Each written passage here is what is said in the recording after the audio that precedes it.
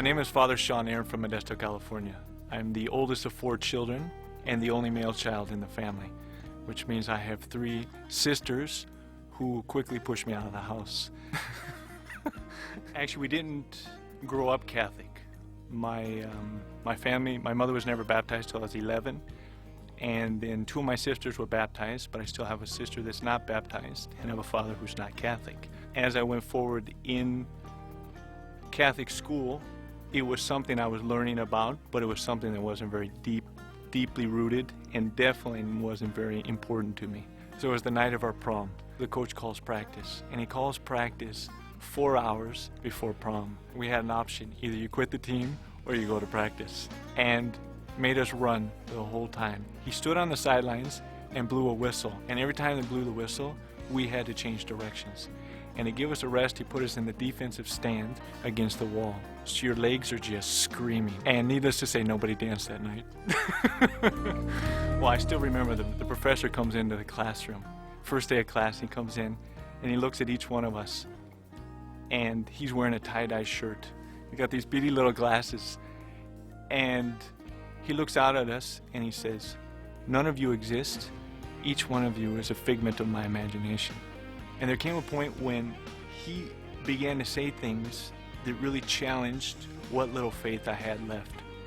Such things as the fact that there is no such thing as good and evil, that God is dead. And this shook me. And as I began to investigate this, I began to realize that if God does not exist, there are consequences. But for the first time, I realized that if he does exist, there are serious consequences as well. That my life had to change. And then the Legion of Christ came into the picture.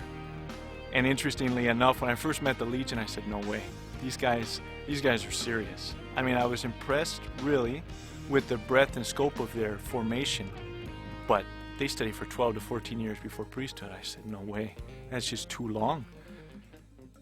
And yet, the more I began to pray about it, and the more I began to feel this tugging inside of me that I have to get going, I have to start in that direction, the Legion was the only one that kept coming back to mind. And so one day I went out just to try on the life of Christ, try on the life of a legionary. And so I went out for a visit, and I never left.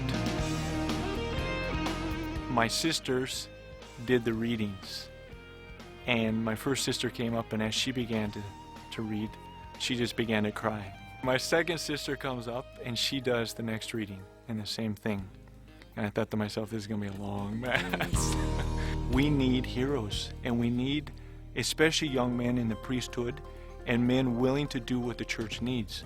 And that's where I see the Legion of Christ providing those type of priests, willing to go where the church needs them to go, willing to do what the church needs them to do, and willing to sacrifice and make the sacrifices necessary to feed the people, to feed the flock, and to extend the kingdom of Christ.